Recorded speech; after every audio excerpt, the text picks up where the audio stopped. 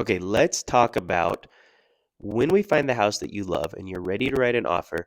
What does that process look like, and what information am I going to need from you? Okay, so just so you know, there's a lot of background work that goes between me and the listing agent. My communication with that agent is very vital.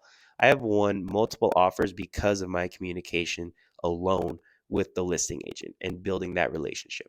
What I'm trying to do is I'm trying to call the agent and I'm trying to find out how competitive is that house right now? Do they have other offers? Do they have any verbal offers that they're expecting? Do they need anything specific? What is the seller's motivation? What does their time frame look like, right? I'm trying to find all of that out before I come back to you with any advice on how we want to write up that offer.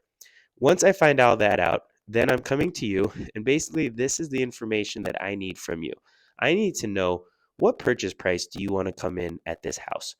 What is your financing and how much down payment are you going to do? What is the earnest money deposit that you would like to do?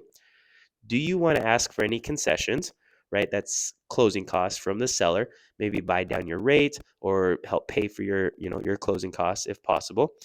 Do you want to keep the regular 10-day inspection, or do you want to adjust it? And what closing date do you want to do?